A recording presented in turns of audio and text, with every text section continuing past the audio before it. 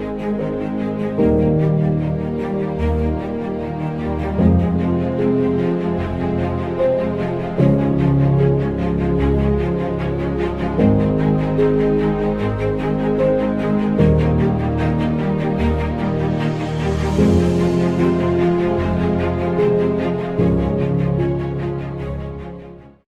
everybody. Happy Saturday. Welcome to the, I want to say eighth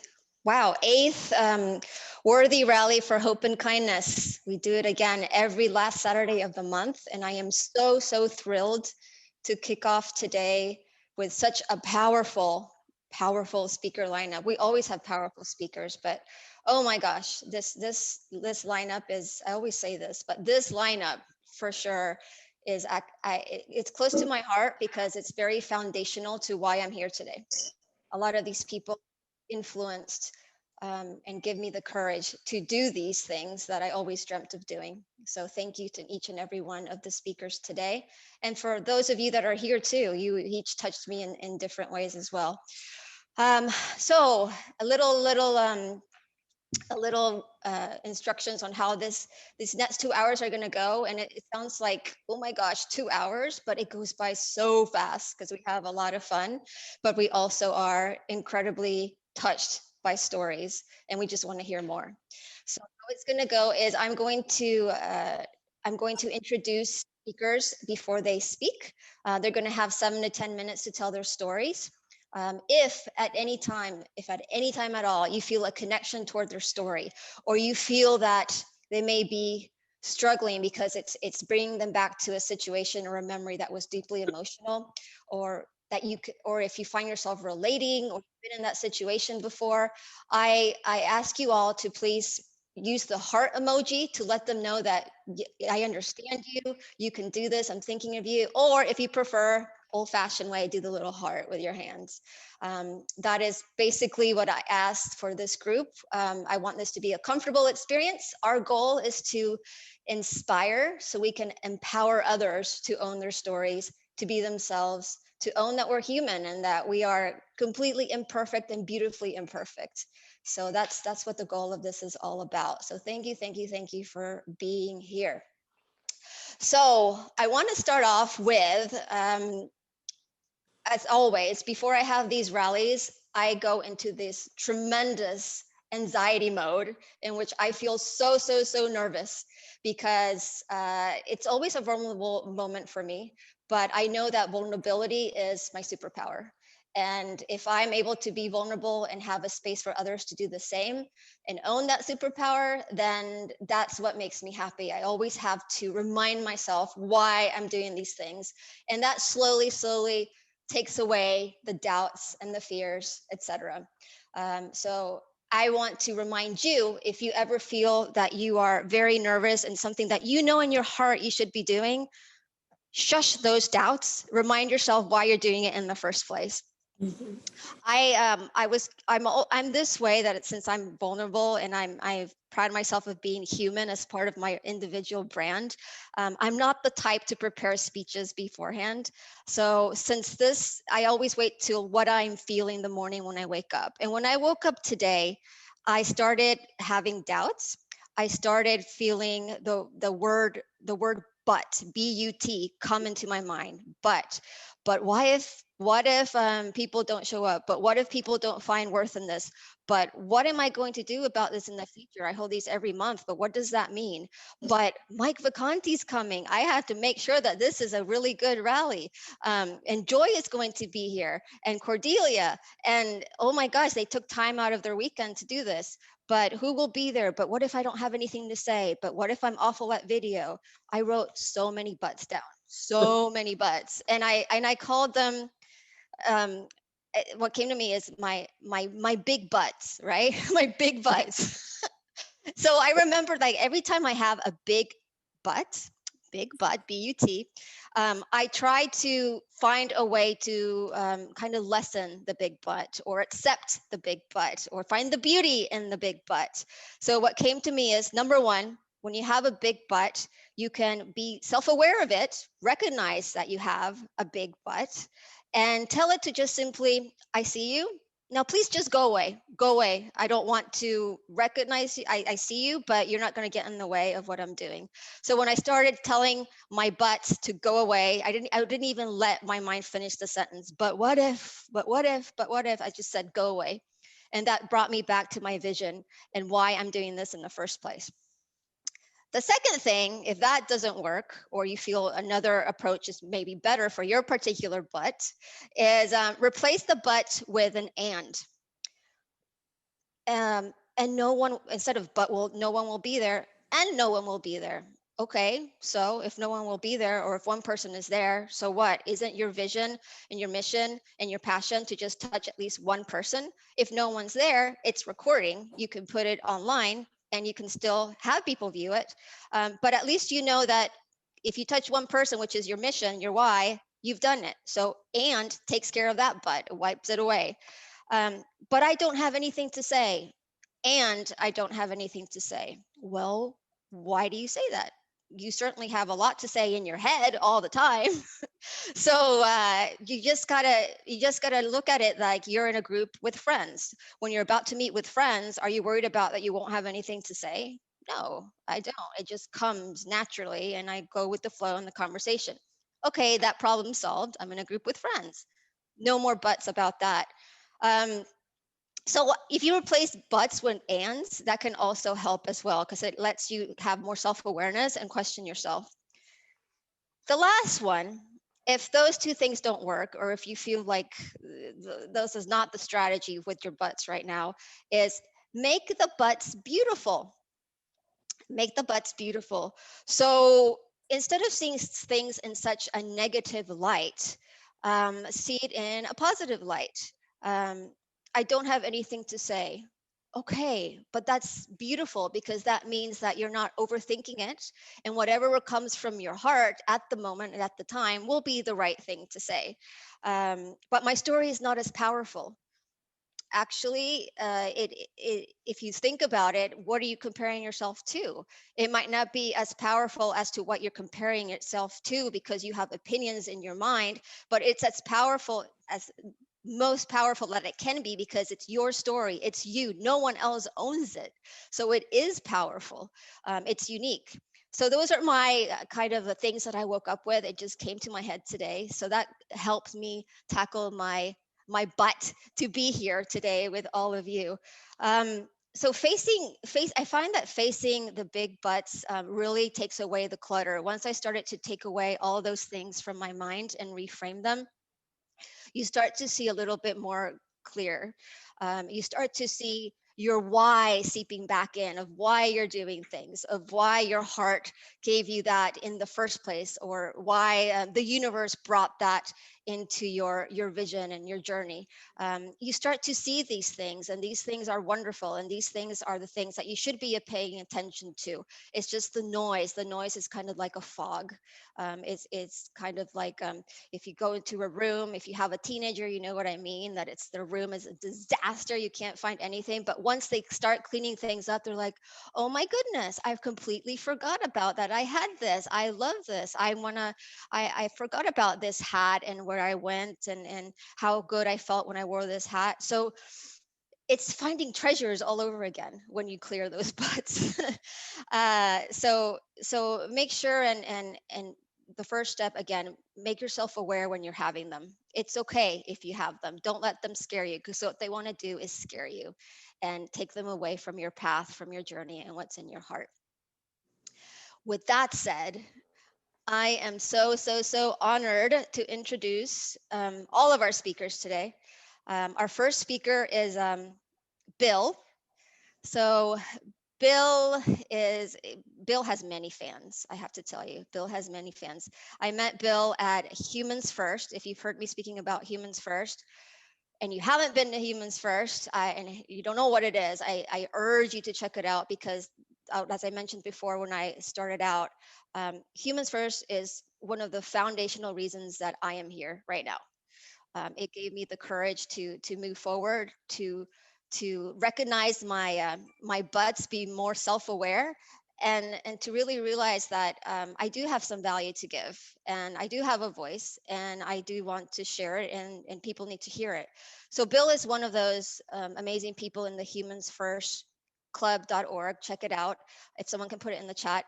And I've encountered him and have been in some breakout rooms with him in those meetings, and he's always just so vulnerable and real, and just has a fascinating story. So I really, really appreciate his vulnerability and his not only realness, but he has this way of turning and looking at the whole situation and seeing the best in things, and hopefully empower others in the way that he sees things. So Bill, it's a great pleasure to have you here, and welcome. Well, thanks for inviting me to the conversation, Andrea. It's definitely an honor. I feel very humbled to be here with everybody. This amazing group of individuals. Time is not necessarily my friend when I start talking, so I do have a timer for myself just to keep my track. Um, but for those of that don't know me, I'm excited to just share my journey and hope that it connects with all of you. Like you, Andrea, I didn't necessarily know what I wanted to say this morning until this morning when I woke up in a little bit of a panic. So as far as an introduction and my story goes, I'm really just a guy through a series of events, colliding events, and connecting with others, learned to embrace my own limiting beliefs. Um, I had this armor that I built and then crafted for myself to protect myself. And what I found, even fairly recently, is that same armor that I built for myself was actually the very thing holding me back from being 100%. Even though I was giving 100% or felt that I was giving 100%, I wasn't 100% there. By embracing my limiting beliefs, it gifted me the opportunity to really lead through empathy and the drive and to really strive for excellence. And the difference between prior and now in terms of excellence is perhaps that excellence before was to prove internally that nothing would stop me, right? Like my limiting beliefs wouldn't prevent me from doing things. And now that's really shifted to the idea of what's possible beyond maybe what we see. For me, I'm a dad of an amazing 7-year-old, 7.5-year-old son who has energy to probably keep a city going day in and day out. My wife's incredibly supportive, which is amazing. I get the opportunity to work in a global learning organization and really lead efforts there to enable our sales teams across the globe to achieve extraordinary results for themselves, the organizations, and the people that we serve in that learning space. My role is really about being there and being there for those within my own circle of care, the people that are there. Along the last 4 years, I've learned to really kind of let my armor rest. I wouldn't say like remove my armor, but like let it rest, put it like maybe on that hall tree or what have you, and partner with my mental health, which honestly has been a large part of my journey for more than 20 years since being first diagnosed with severe clinical depression. More recently with the panic disorder things, and for 20 years I've had the great honor to work with the same medical professional. So he's seen me grow up, which is kind of interesting. But regular treatment, including medication, meeting with the doctors, management of that. And I think, you might be thinking like, well, what happened all of a sudden that you realized, that it's important to embrace your limiting belief. And I talked earlier about the idea of kind of these collision of events. And that's really the catalyst, I would say, is 2016, 2017, 2018, 2019. Yes, 4 years collided together. And it started really with the somewhat sudden death of my mom. She had a 10-year battle with cancer, but I got this weird call one day from my dad, who never calls me for help. And I went over and I looked at her, and it was my mom, but it wasn't my mom. My mom wasn't there anymore. And not 36, 48 hours later, it was so quick, she had passed away. And Several months later, I had a mini stroke while working on several projects really late, trying to get them done. I thought I was having a heart attack, so I drove myself to the hospital. Turns out, while I was at the hospital, they thought I was a little crazy. I thought I was just kind of making things up. I got in this panic situation, telling them to call my doctor and all these things. And it turns out that I had a mini stroke. And subsequently from there, in the test, they found too many spots for somebody my age, white spots on the brain, that impact memory, sensory, and speech. The initial diagnosis is potentially RMS. I haven't gone back and get my other test yet. I'm not ready for that yet. But so there's a lot that's going on. There's a lot that things that can trigger either from the mental health side or from the potential RMS. The following summer, my dad was diagnosed with cancer. Everything just started to kind of snowball. Work got crazy. Employers changed. And around 2018, I decided for the first time ever, I had to disclose this to my employer. It was terrifying. Even though we have things like FMLA or the Disability Act, the fact that I had to reveal this thing that I built armor around to say that would never impede me in what I'm doing, I had to kind of come forward and be like, it impedes me in what I'm doing. And it was incredibly terrifying.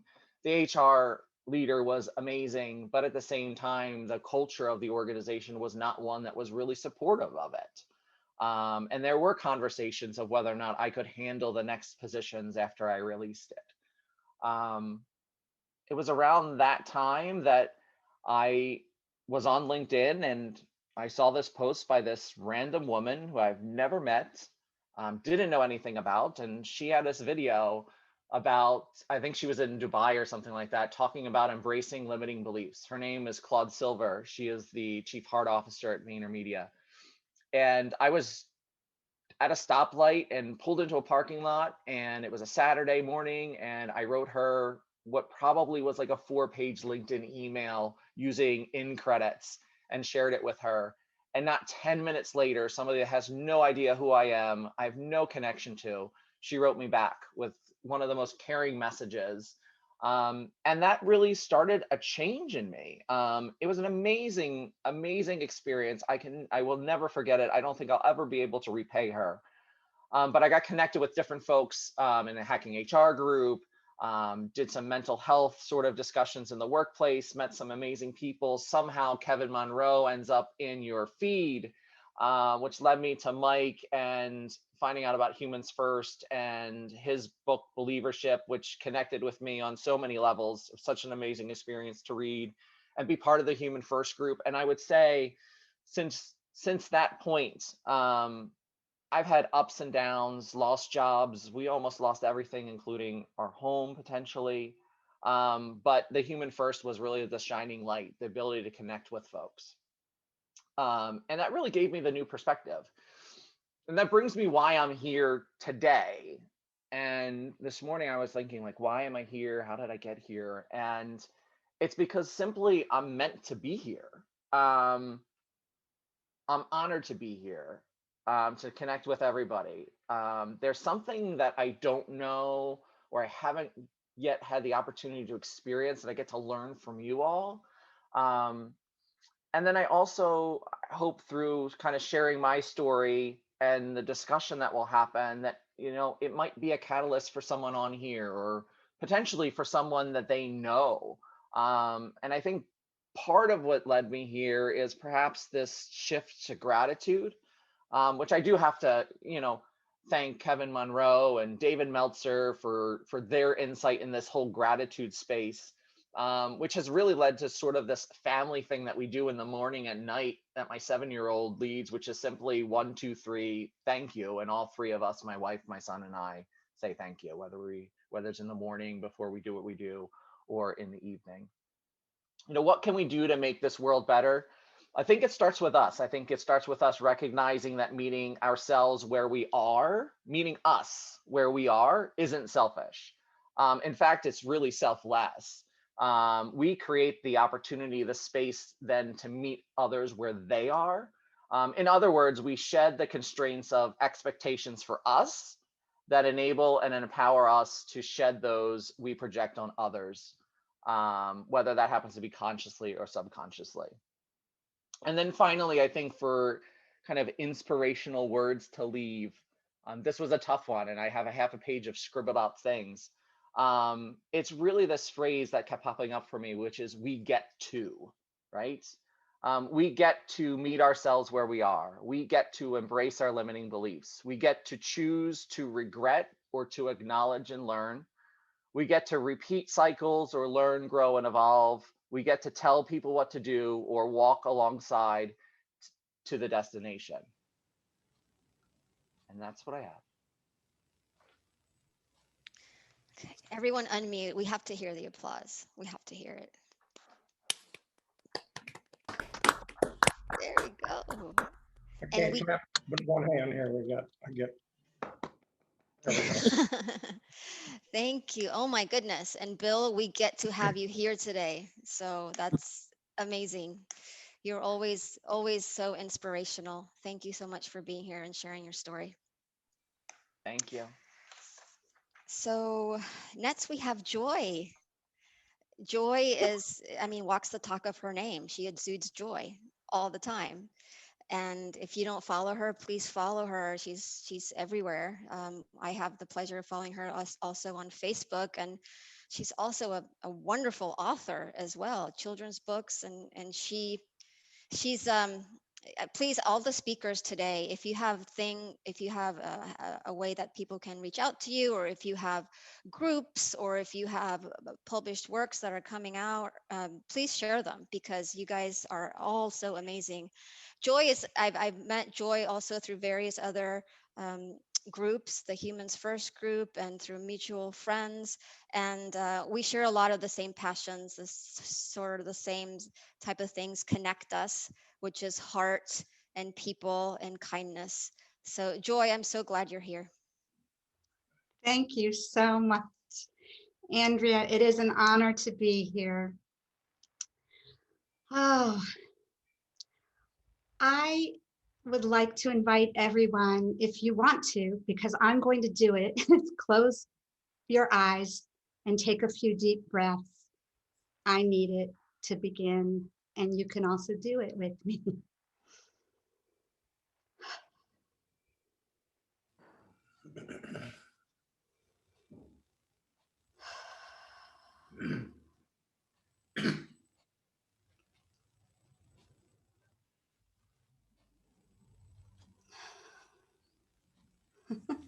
My heart is beating so fast.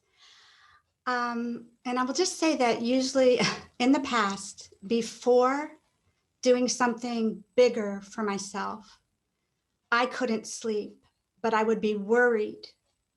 This time, who I am now, I don't think I slept very well, but it was excitement because I was excited to be here to share with you. And it was important for me to be here. Well, the honor of being among the 7 speakers is beautiful. But what happened was I first came to Andrea's rally last year. I think I only missed her first 2, because after I came the first time, it was to support my friend Laura Staley, who was speaking. And I have such goosebumps because I felt like, oh my gosh, this forum, this rally is amazing.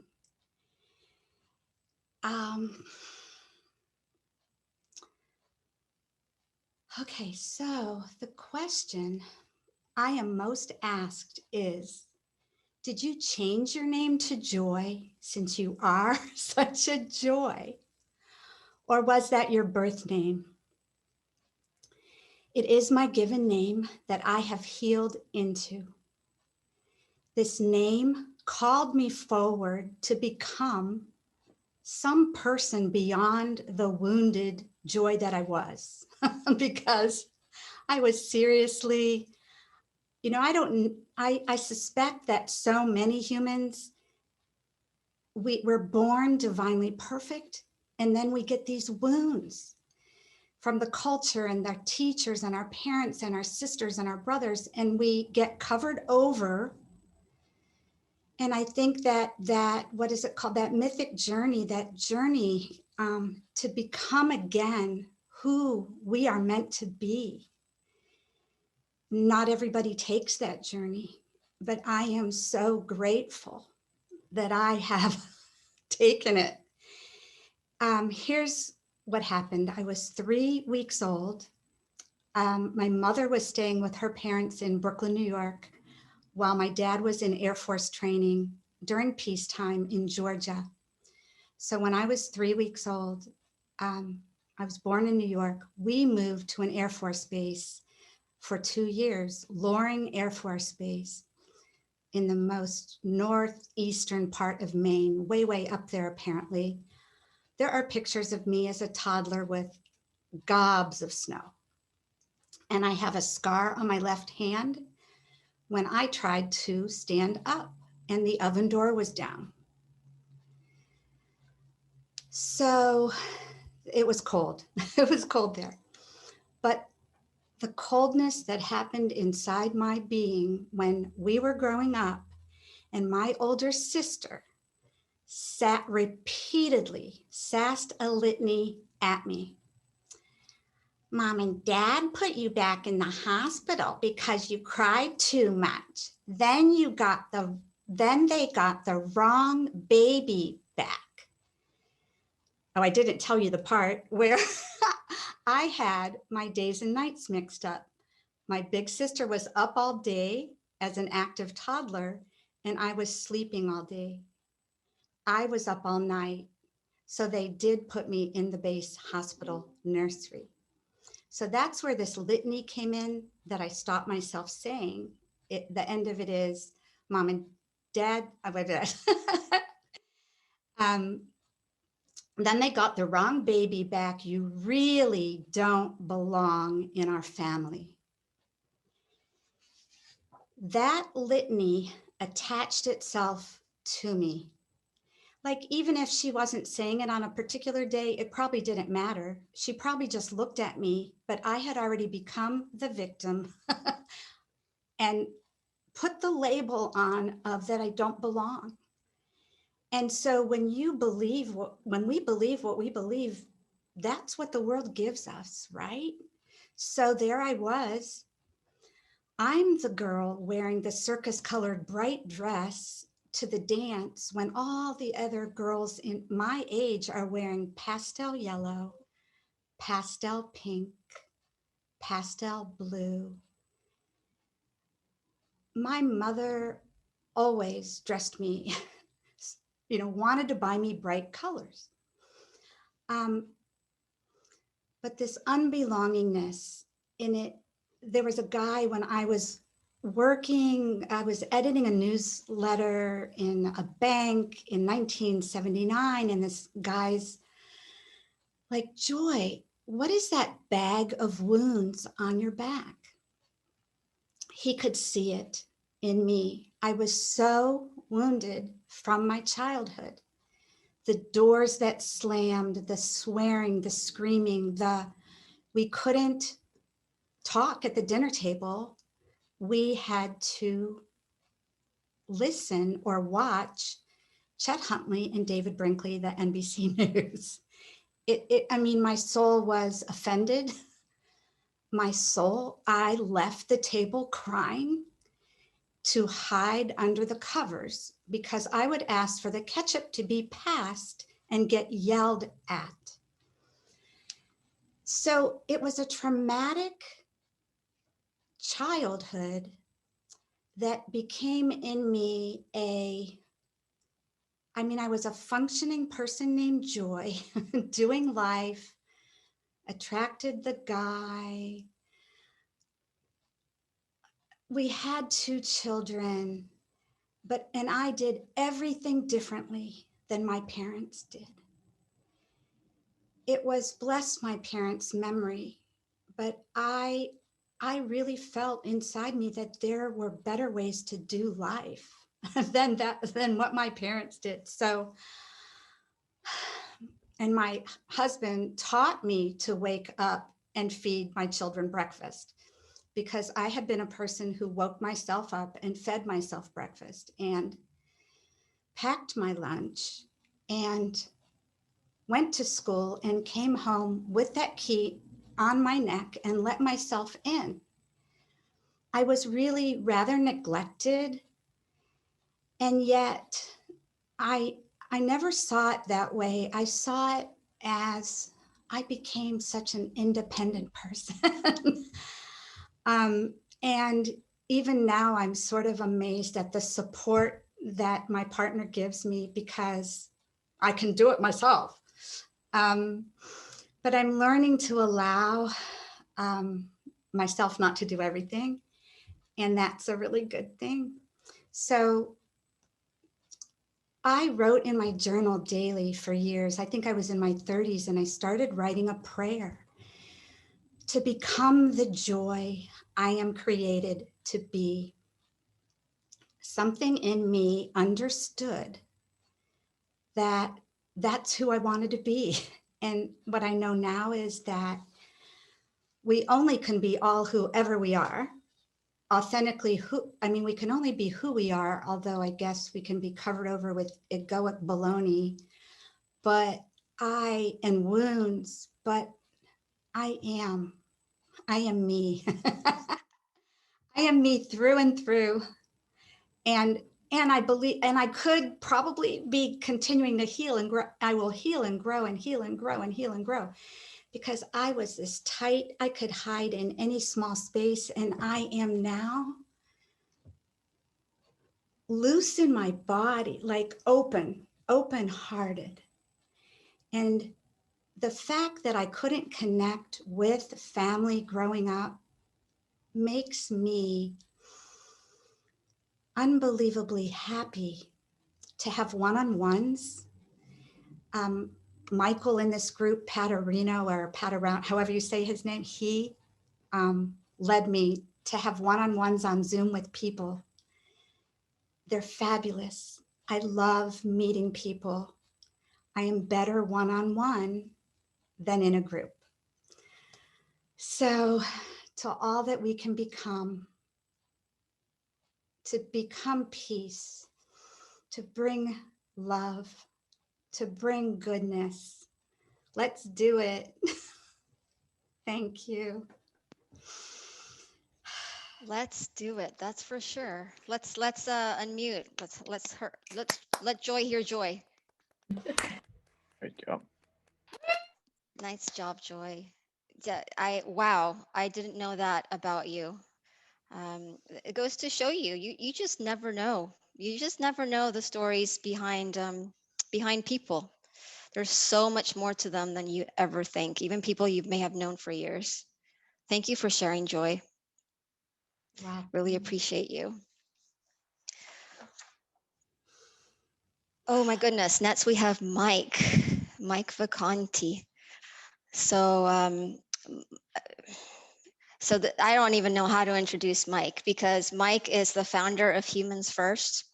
And because of him, we all know each other, that those are you that are in Humans First. And because of him, we have so much courage to own who we are and believe that we can make an impact to others, reminding people that we are human first, and to accept our authenticity.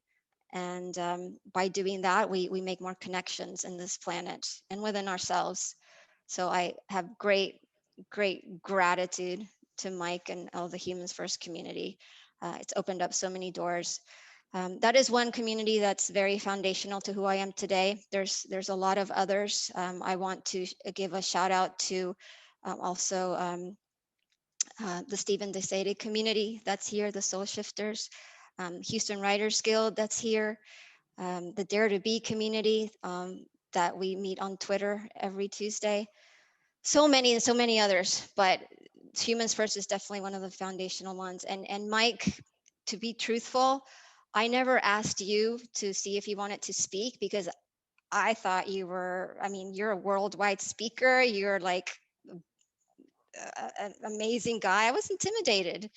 And Mike, the other day, in I don't know, one of the calls, the Humans First calls, he was saying, you know, I'm feeling a little bit left out. Why don't you ever invite me to speak? I'm like, oh my gosh, I will certainly. So I'm so thrilled to have him. He's so grounded. He has such a huge heart. I mean, he's been through some tough times this past year, and yet he still showed up to support his community and still made an effort to give everyone additional inspiration and courage to be their best. So thank you, Mike, so much for being here. It means the world to me. Yeah, I did ask to come in, and I'm thrilled to be here. And also, Andrea, you know me well enough. We spent time together. We had an experience together in New York, and you probably know that I take a punch much easier than I take a compliment. And so you really opened me up and touched my heart with that. And it is a thrill to be here and be with everybody today, and you know, with so many friends, so many of those that I do know and look forward to meeting. What I love about what you're doing and the gathering that you brought together today is, and you mentioned all the other, you know, communities and the good works that people are doing, inspiring others to step into their story, to own the opportunity that's available in the future. And Humans First was always hopefully an inspiration to bring us into conversation. And like I've always said, it was to be shared, not owned. It's not to contain people, it's to energize people to step out and into their brilliance and other things. And yeah, you know, there's a lot of stories, right? So every time I look at where do I want to start, or what's that core message, you know, with all the gray hair, I have to look back and say, which scab of my past do I want to pick? There's heights that we can talk about, and then there's depths that are just as frequent and impactful in life. It has been an up and down journey through the years, and raising 5 kids is part of that, and going through you know, 4 different careers, not jobs, many jobs, but careers. I was often told that, you know, Mike, you look a little bit like a job hopper, and I would think, gosh, that's for underachievers. I'm a career hopper, and what I really look at now, what inspires me to get up and be with people and hopefully inspire, and is really the question of, what does amazing look like for each of you? And I think, you know, when I was a child, I was told by my grandparents and then my parents, and so many things become patterns of limitations, like, don't bite off more than you can chew, Mike. Don't get your hopes up. Those were like common things that were said to me in my childhood, and I never really understood why I was being told that, because I liked to dream. I liked to chase things, and I found that the courage is walking through that process with commitment to the process. It's the journey that's actually the great joy in life. The achievement feels good, but we can teach ourselves to really enjoy all of the process, every step along that journey. And what I see happening that I feel becomes a trap, I know that I've fallen into it at different times, is the story that I tell myself, or the story that I'm living in the moment, whether it is an aspirational, climb that is succeeding, or a detrimental, feels like I'm falling and a loss, is that at times my story can become a fortress, and the opportunity is always to look at the story as fuel, not the fortress. That my intentions need to be not to build the walls around myself, but but to break them down and understand that my circumstances are really just guidelines for me, not barriers. That there's great opportunity inside each of the challenges that I face this week or today. And it's never about surviving it, which feels like dwelling in the past for me, dwelling in a past story. But for me, the inspiration and what lights me up and hopefully is able to direct my intent every day is to winning the future, winning the day. And it's amazing how many times, even in the last 5 years or the last 2 years along this journey, I've been cautioned to walk away from that word winning, because winning then says that there is a loser. And so I've embraced that at times, and I keep coming back, but I like the word winning. I like the feeling of winning, and I don't want to apologize for winning. That winning is a good thing.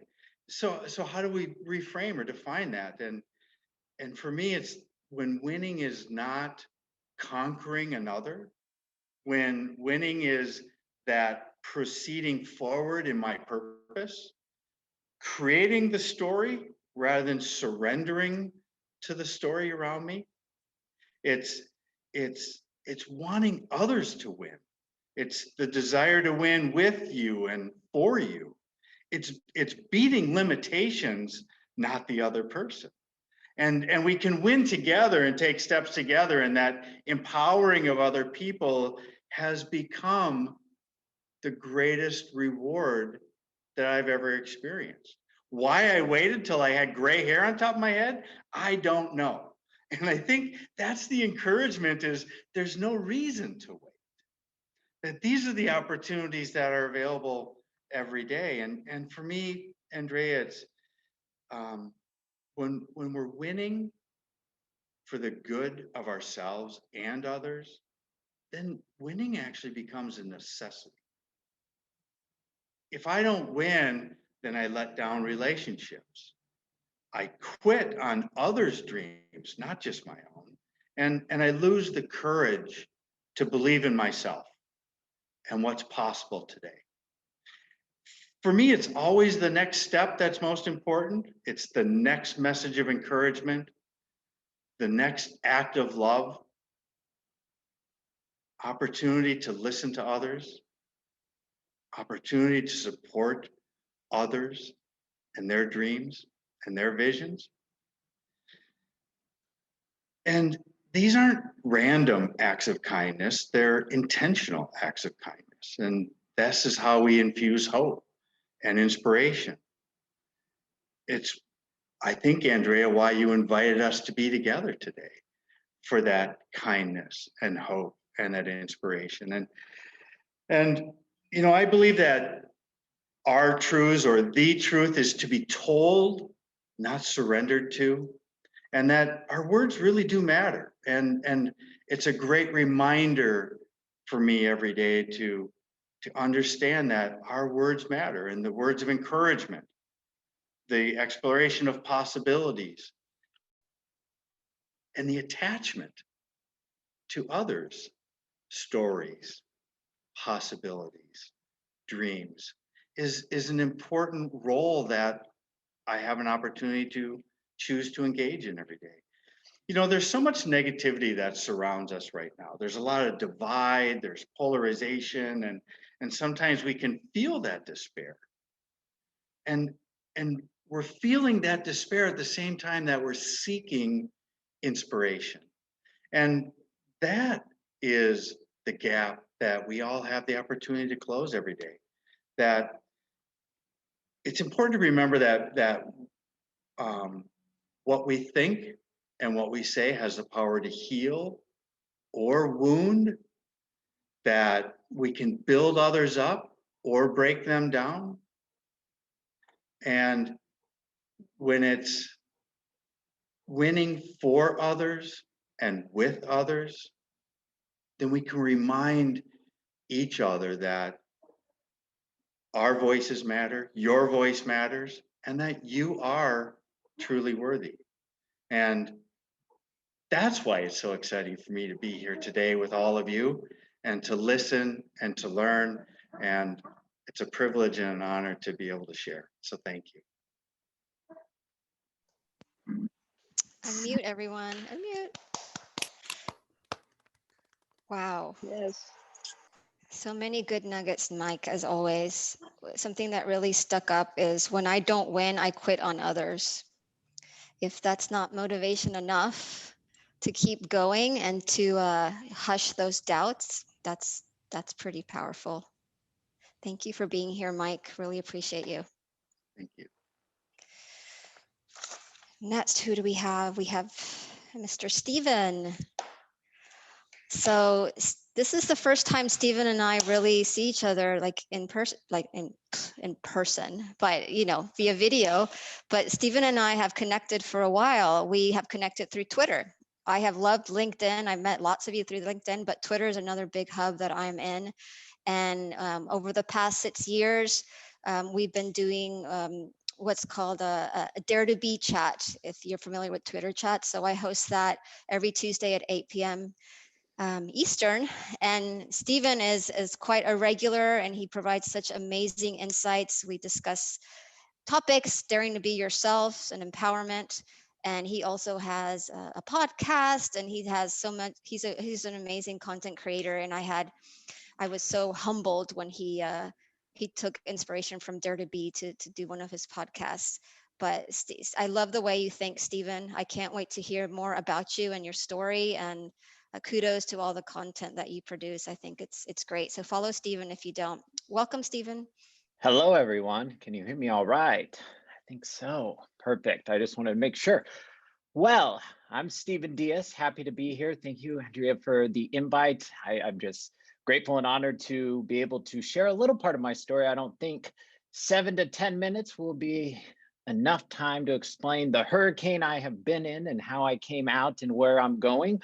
But I think that brings us in to where we are. We've had a lot of speakers who already said the journey gets you to where you are today and gets you to who you are right now. And for me, that's where I've been. So I'm just going to jump right in because I've got nothing else. If you want to check out my website, it's got my podcast. I'm not the ads. I didn't pay for ads for this speaking right here. So no ads involved. There won't be any interruptions in ads. So check out my links. I put that. But when we're thinking about our journey, for me, getting on here and talking about hope and kindness talks about creating. And Andrea said, creating content and bringing others alive. And there's no way that I'm able to get up every single day. There's not passion within me without being around people. And one part of my journey has been leading a lot of people. And I've seen people like myself fall all the time. I've seen people like myself be able to pick themselves up and grow. And to take each day, to take the power of people, to take the community together, to lead each other to grow is where I've been able to go. And it starts every single morning by creating something you believe in, and something you believe inside your soul, and something that you truly want to do and truly want to wake up and be inspired yourself to do.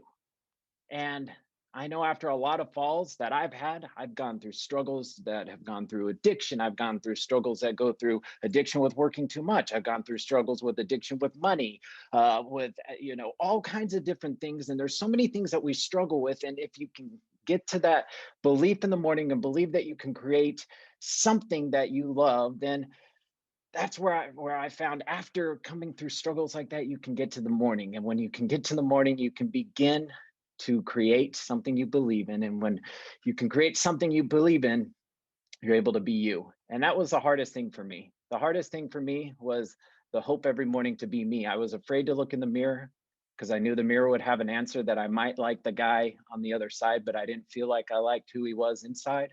I didn't like to see who I was casting out. I didn't like to be that guy. I didn't know who I was. And I went through years of imposter syndrome. And I went through, I don't understand why things go wrong. And I don't understand why things go great, but I understand that I'm here right now. And so the mornings are important to me. The hope that I can get up and look in that mirror every single morning and enjoy the man on the other side and the man on the inside starts with the belief that to create a great day, to create something you believe in so you can be you.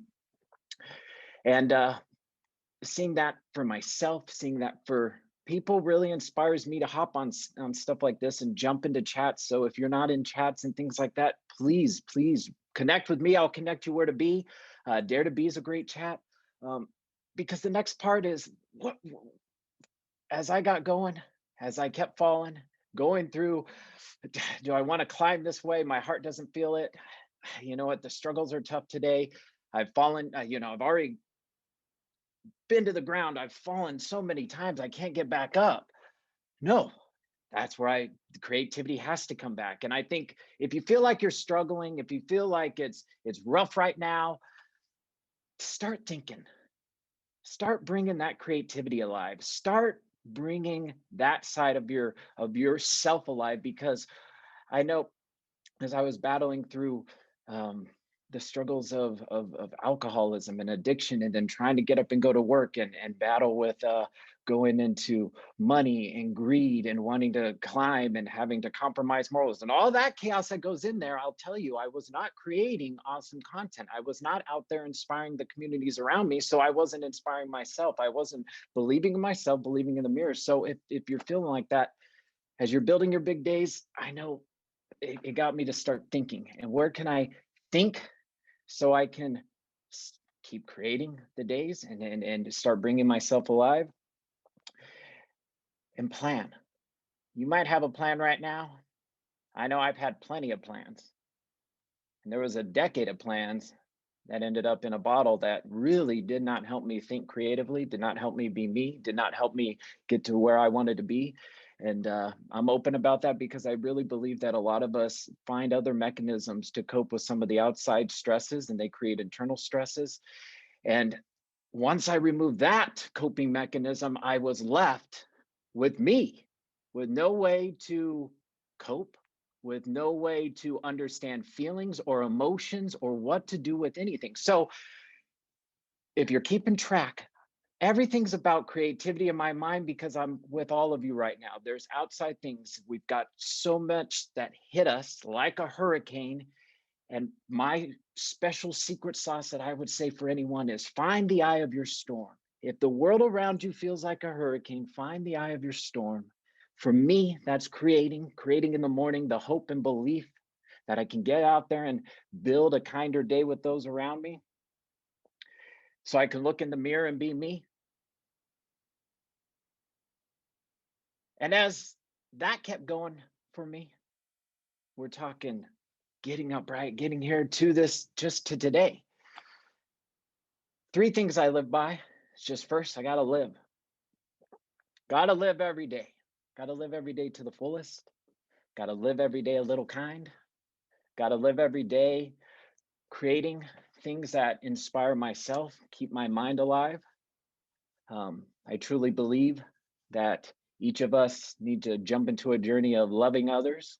And I know that starts inward. A lot of the struggles and things I went through began when I quit loving me. And that started when I quit creating and doing things that I love to do. And I remember when I was young, creating, having fun, dancing around, making music, drawing and doing things too. And it all stopped when I began to, get up and grow and do. And so do things you love. I know that the best time of my life is not when I'm around sales teams and leading them to great victories. The greatest times I have are, communities that are loving and engaging and able to inspire each other every single day. And then the third thing I live by is you got to lead. I believe everybody has an inner leader inside. I believe everybody has somebody inside them who can go out and do great things. I believe everybody has that passion. I believe everybody can create what I like to call a big day. And if you have not unlocked your inner leader, or maybe forgot your inner leader and left your inner leader behind, then I get you. I do. I really do. I left my passion and dreams long ago. And it started day by day, getting up, facing reality, being able to say, today I want to live a life I love so I can lead myself and others around me to do great things. And that led me to a great career. It led me to this with you. It led me to a lot of great Twitter chats. It led me to amazing connections, and it's going to lead me to a lot of other things. And hopefully you're inspired to do great things too. Because if a guy like me can get on this and be able to share how I had a hope to go on a journey and it fell apart, and I was able to fire the imposter inside my soul, get rid of the lies that kept me trapped within my head, so I could remove the actor that I was showing the world to reveal the true me, and open up the box and pop on out and unlock the cage, because that's when I was able to build a bridge that allowed me to become the leader I am today, which leads me to what I like to call big days. So I hope you're able to lead yourself to one too. And that's pretty much what I've got. That's a little bit of my journey. I hope that inspires each and every single one of you. Did I go too long? Did I go too short? I don't know. Oh, no, sorry. That was for my dog, not for you. My dog was barking. Oh my God.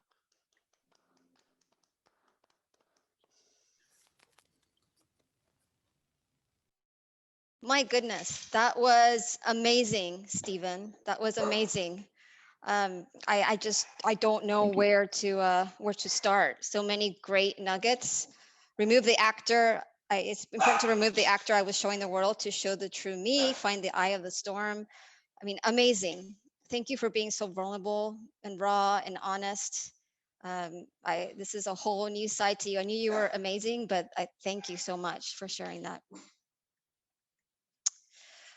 Oh yes, very welcome. Thank you. Everyone clapped, I believe, already while my dog was barking. My dog likes you too. So let's see who we have next. We have Cordelia.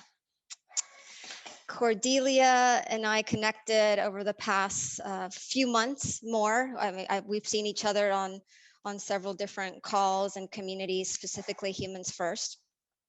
But I had the pleasure of connecting her a couple of times by phone as well. And I am just in awe of her strength, of her courage, and also her drive to make things right for everyone in the world. She builds platforms for people to share their voices as well, and really fights for what is right. And I love that about her. I mean, she just is so strong, and I love her sincerity as well, and kind of sticking up for the underdog. And it's a pleasure to have you here, Cordelia. Thank you, Andrea. I'm so happy to be here. And, you know, I love the flow of speakers today. This is like perfect. Stephen, I just met you today and you're just amazing. So thank you for sharing your story.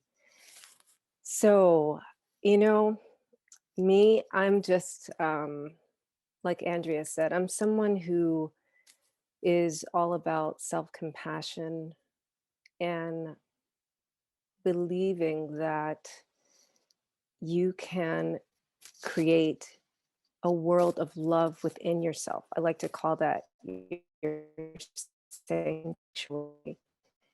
For me, I do that through writing. So I'm an author of 7 books.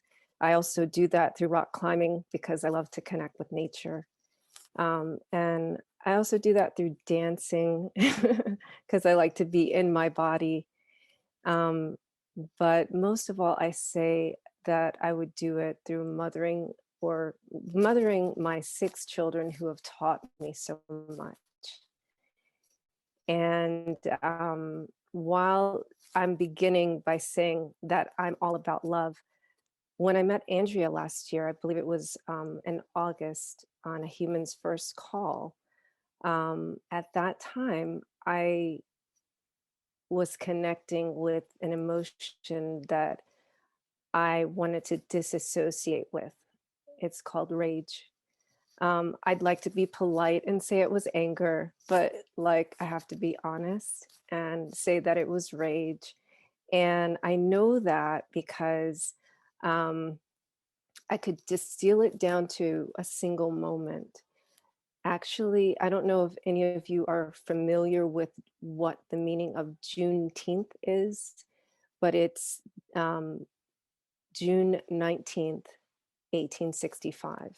This is the day that the enslaved in this country, in the United States, found out that in fact they were free, and specifically in the state of Texas.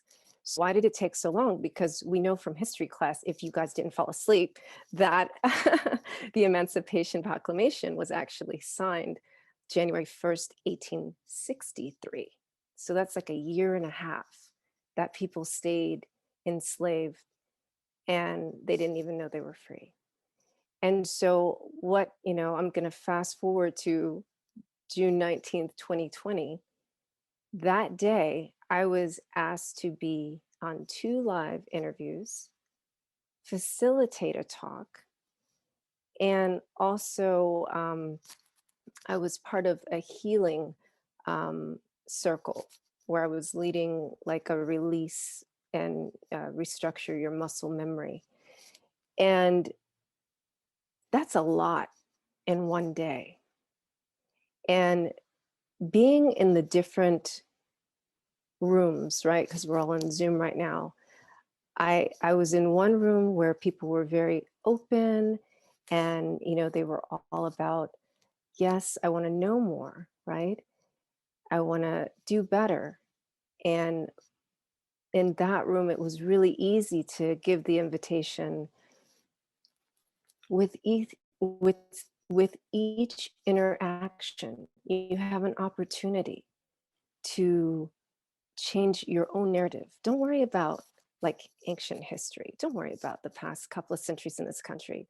You can only go forward. You can only be in today, right? You can only be in your world. And in your world, who can you be and how can you be better and different? And then I was in other rooms where they wanted to disassociate with the responsibility of that. And they wanted me to tell them how to be and share my story and know all the horrible things that I've experienced. You're a Black woman in America who's Muslim and married to an immigrant, and you've got all these kids, and tell me your pain. And those rooms were very heavy for me. I felt like I was forced to hold their weight, to carry their baggage. And it made me angry. And it made me feel like we're all already suffering. Why can't we just all try and heal together? That's all I care about. I'm healing myself. I want to give you tools to heal yourself. Don't tell me to hold on to your baggage. I'm trying to let go of mine, and it's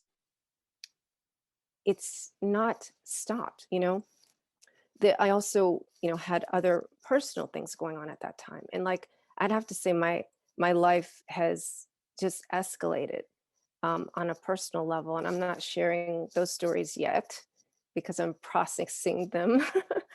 But at the same time, it's like, even in that, I live in a place where driving into my subdivision, I see Trump signs. They haven't given up that fight, right? Trump is going to take back, control. And, I live in a place where my neighbors run inside when they see me. And I wave and smile anyway, right? Smile and wave. And it's, from me, genuine, and it's easier. It feels lighter to be that person. It feels lighter to just be me and still love, in spite of all the stuff.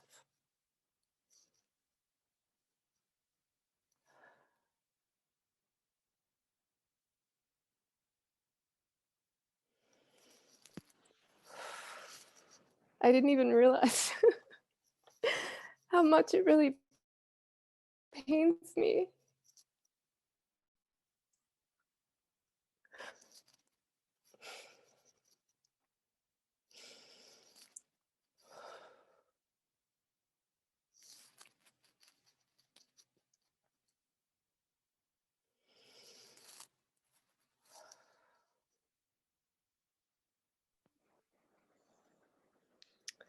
I appreciate all of you. We appreciate you, Cordelia. Holding. Thank you. You have lots of love in this room. I don't know if you saw all the hearts. I do. Yeah. Thank you for sharing such a powerful story. Very, very touching, very, very from the heart. But at the same time, when you're telling it, you're still thriving and you're still showing the strength, and you're always doing the right thing. Always, no matter what negative noise may come your way or try to stop you. That is truly strength. And you have such a big heart. Thank you for spreading that message. Thank you. I just, you know,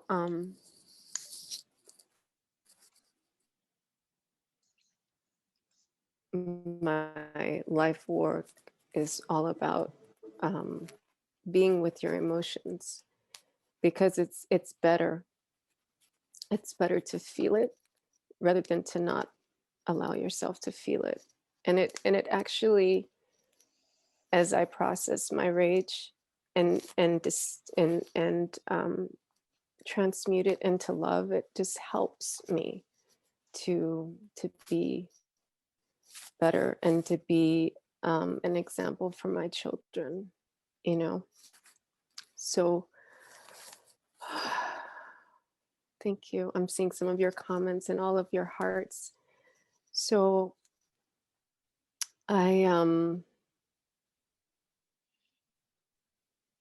I'd like to just inspire all of you to be with your emotions, create time and space for your brilliance to shine in whichever way allows you to heal.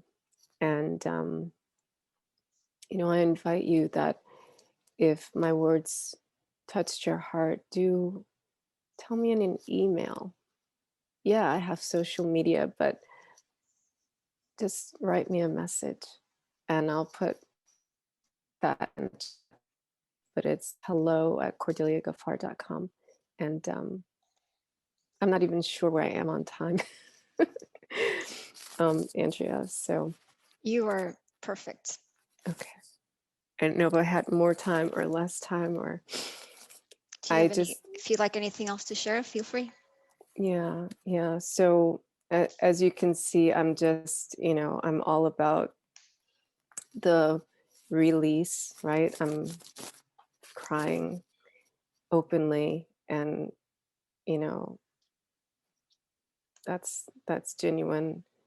But in the release, I'm also restructuring my muscle memory. You know, I'm not letting that rage live in me anymore. I'm not, you know, being polite and calling it anger.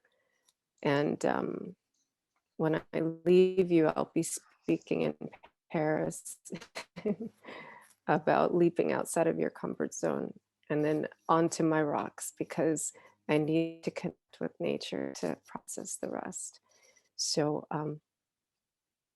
yeah, so that's really all I have to share with you today. And like I said, yeah, tell me in an email, and I'll also put a resource that I've created so that you can create time and brilliance for your time and space for your brilliance, and create your replenish me sanctuary. Thank you. Thank you, Cordelia. You're welcome. Unmute so she can hear all the love and feel all the love. Thank you, Cordelia. please put your email on the chat so people can remember it, and any other resources. Create time and space for your brilliance to shine. That's a wonderful way to end it. Thank you. Thanks for being here. You're welcome. Next, we have Katja. Hello, Katja. Katja, she's actually feeling ill, and she still made it here. I don't know what to say, Katja. Thank you so much for being here. You should really be resting, but you made the time to be here, and I so appreciate you. Katja and I connected a few months ago through Soul Shifters, which is a group put together by Stephen DeSadie. And it's been an amazing journey of us discovering what we are truly capable of and taking away the barriers. We've connected at a soulful level. Many of us are content creators and express ourselves in different venues. And Katja is an amazing, breathtaking artist.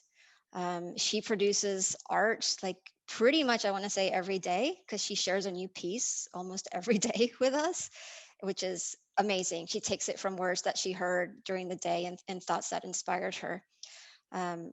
Katja is overseas, and I really would love to hear more of her story. I never had a chance to connect with her one-on-one. So thank you so much for being here, Katja. I hope you're feeling okay.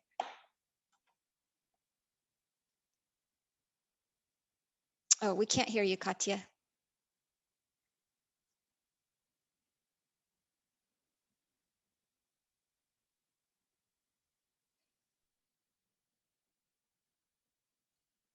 Now, okay, try again.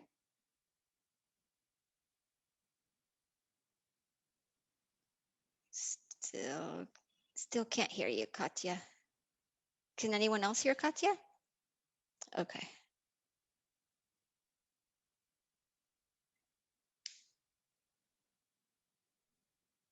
Do you want us to? No, not yet. Oh, I think I heard something. It went away.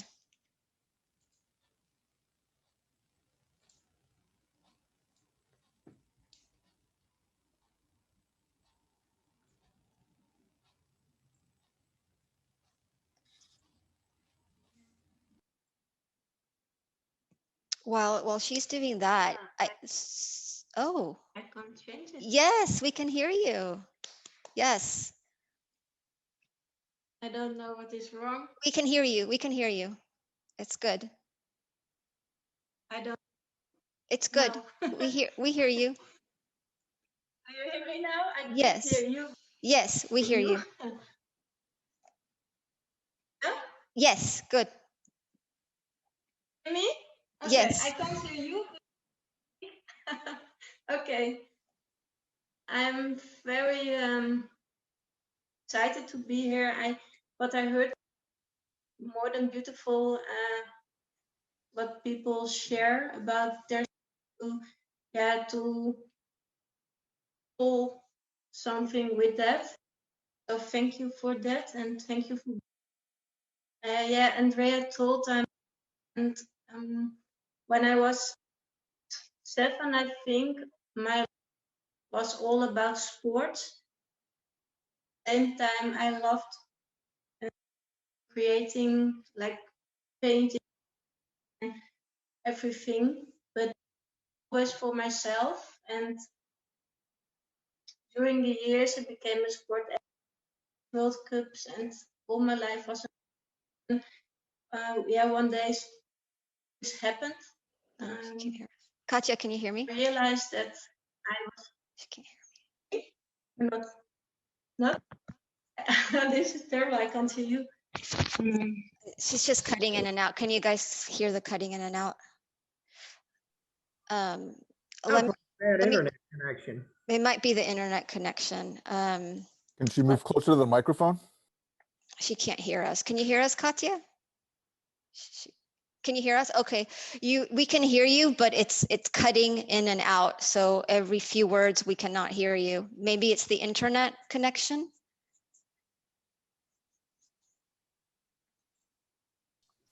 maybe just coming off camera might help, and just doing the Or voice. maybe, yes, that's a good point, Tony.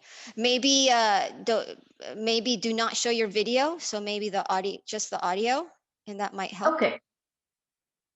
Oké. Even kijken hoor. Nou, Yes. yeah, do you hear me now? Yes, we do. Thank you, Tony. Okay.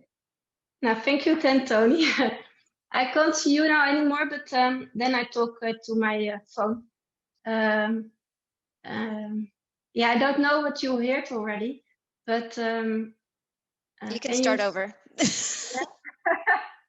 Okay. Now, I thanks for being here. I enjoyed everything you already told, because it is so amazing to see what people are willing to share just to enlighten others, people's worlds as well. And I believe that is also what I love to do, give something through to others by what I've learned. I do that now by my art. For many years, sports was a big thing for me. I was a sport athlete till my 19th. But although I loved that, I always created things like painting and drawing. But that I always kept a bit for myself. But in sports, I found a way to, I think I found at that moment in life a way to feel complete. It was something I was very good at, and for that I was seen. And I think my whole life was in, when I was little, was I felt not seen. I had a big secret, and I always hide that for everyone. And then at one moment in life, I was about 19. I did World Cup with skiing, and then I got, I had to stop because of an injury. And at that moment, so many things happened. I was always abroad, and then I got back. And I think what happened then is that you face everything that you was going away of. Because when I was in other countries, I did not have that problem. I was only skiing, and people saw what I could, and I enjoyed being there. And then I had to face everything, and that was really hard at that time. But I found a way by creating. At that moment, I took everything I already did when I was little. I started painting and creating again, and I also found my passion for photography. And then I realized that by that I could, sort of survive and find a way to deal with pain and feeling lonely. I could create something beautiful out something what feel better that moment. And by doing that, I healed. And after many years of creating and facing many struggles, because when I was injured, I also found out that I was ill. And so I had to find a way by healing myself, not only for all things that happened in the past, but also healing my body, because I understand by myself that my body was probably sick because of things I could not handle. So by that I found a way to create, and when the years went further, I realized that it could also mean something to others. When I did for 20 years the creating, I never showed anyone something. And then at one moment, the police officer came to my house because 2 weeks before that, I helped them get someone out of his house, which was a friend of mine, my best friend, and he committed suicide. then they tried to get him out of his house, and they asked me to help. But then 2 weeks later, the police officer called me. He wanted to have some chat about this man, my friend. And when he left, he sent me a text message that if I could tell him who the artist was, that the artwork that was hanging in my wall at that moment, who the artist was. And at that moment, I realized that I had the mission that my art would really give meaning to others for what I had learned. And then I also found out that out of each word and each thing that passes through the day, there comes something to give out of that. So yeah, that is what I do now. I create almost every day, sometimes not, but mostly I create every day. And then for me, it's a way to show that out of everything that happens, there is something beautiful in it. So you need to thank for what you've got, and you make to create something beautiful out of that. There can be many struggles, but when you see that you are beautiful within, you can share that with others. And sometimes I create an artwork that looks maybe at the first moment a bit dark or sad, but when you really look at it, you will find a story, and probably it will be your own story. And I believe that out of that you can build a bridge to people to step on if they like. And that is what I do. And I wish that my journey about learning and sharing some light can help others to heal as well. Life can be a struggle, and you can see yourself as a victim of that, or you can see yourself as the winner and encourage other people to win as well, because that's what life is all about. I think that we share what we are to be an example and for what we've learned. So that is what I love to share today. And I found it very difficult because I was afraid not to find the words, but I wish you could understand it. Thank you, Katja. We heard every lovely word. You can share your screen now if you'd like, or show yourself on video. I will search if I can find it. Okay, no worries. I have only a phone, so it's. If you'd like, it's up to you. But the main thing is we can hear you. We heard everything that you said. A big applause to Katja. Yeah. Let her hear your applause. You always apologize for your English, but we understand everything. You speak great. Very powerful story. I didn't know all the details about your story. I appreciate you sharing today and showing up despite you not feeling very well and still wanting to make a difference and an impact on others, because what you said is exactly right. Out of everything that happens, there is something beautiful, and that's something worth remembering. If you don't follow Katja, please do. Katja, go ahead and put a link to where people can find more about you and your paintings and all of that. I wanted to invite also everybody, even if you didn't speak today, and even if you spoke in the past, there are some new people here. Feel free and let people know how they can reach you. I know so many of you are content creators. So many of you have your own wonderful communities and initiatives and works that can inspire others. So please feel free to share in the link. This is all about making sure we inspire and empower each other with beauty and our voices. Thank you so much, Katja. Last but not least, Miss Jiggy.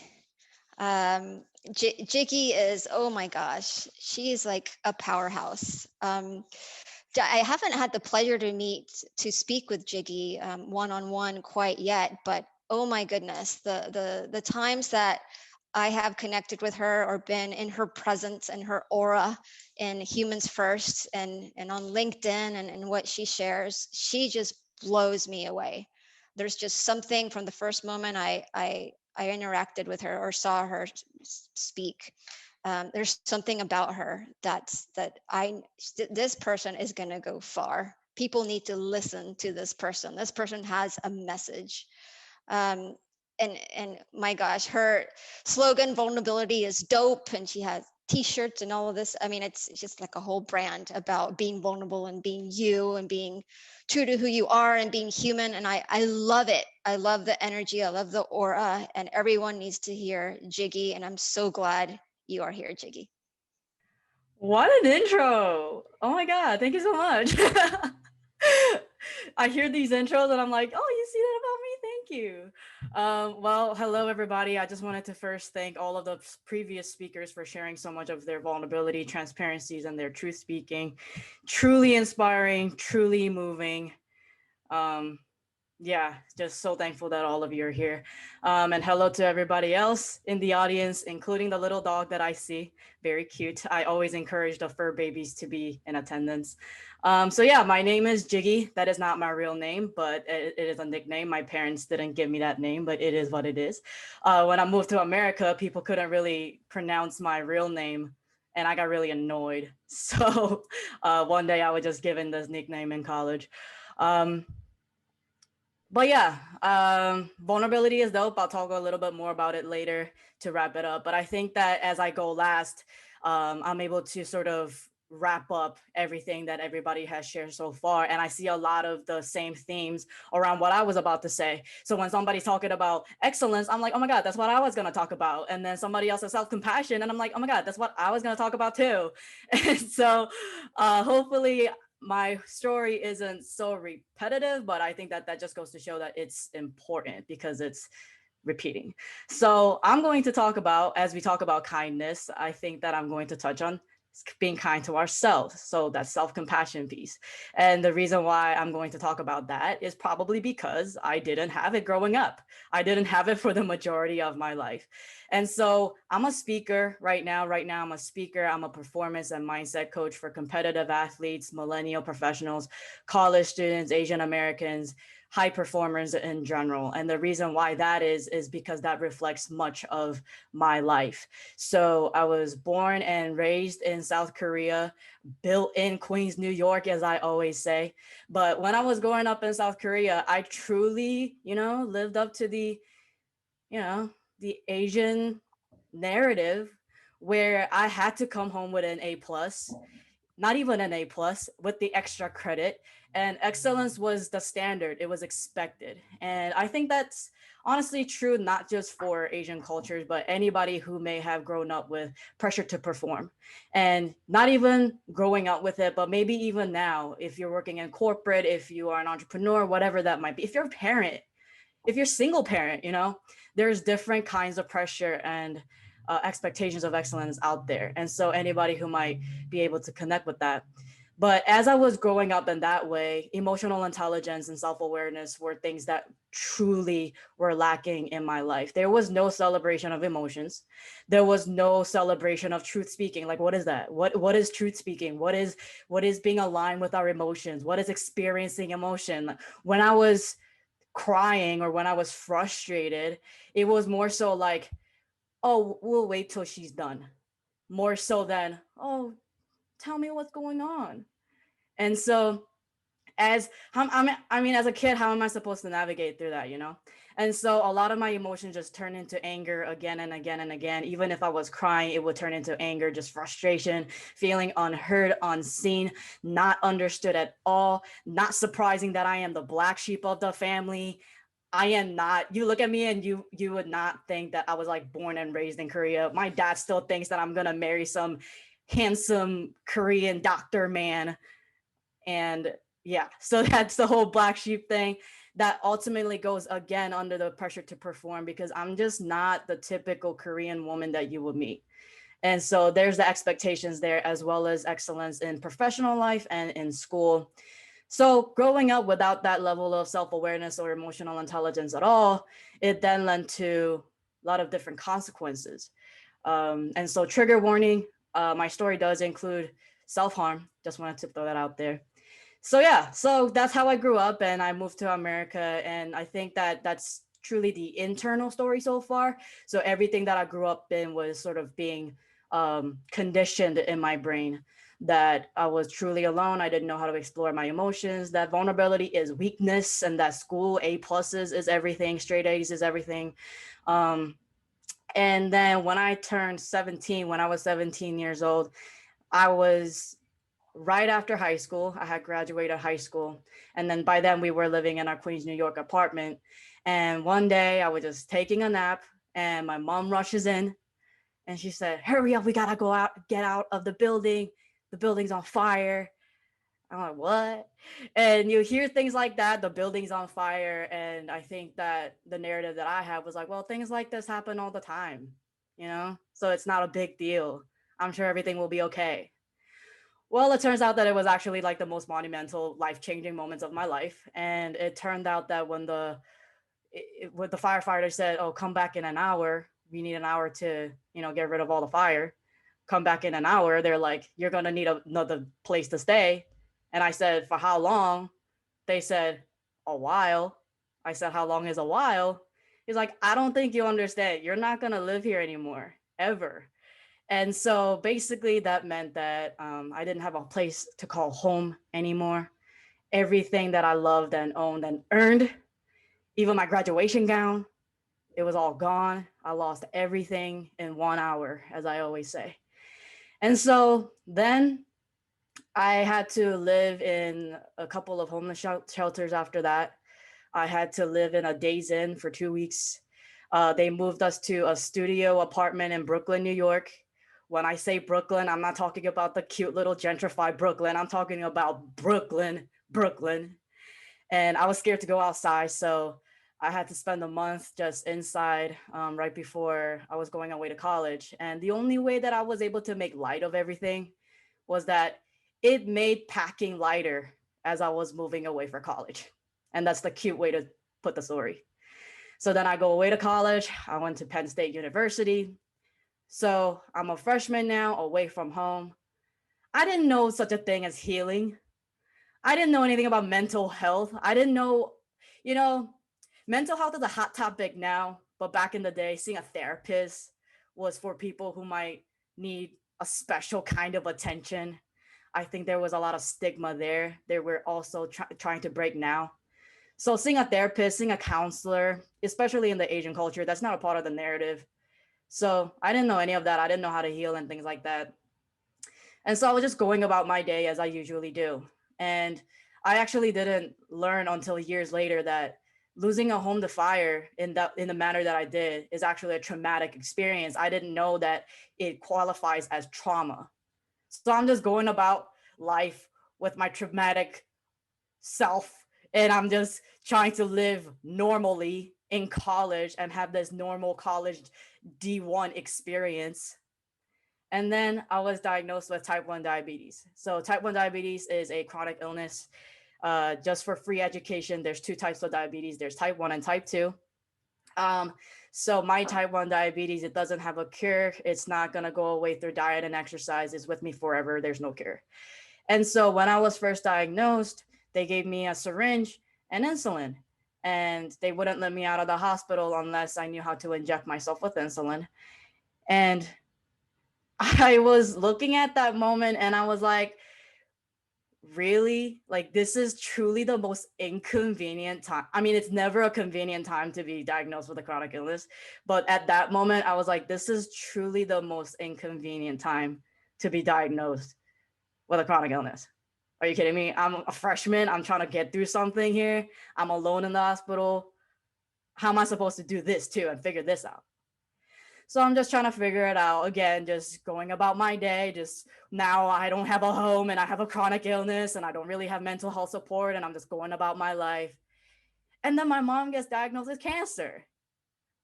And I'm like, really? Are you kidding me?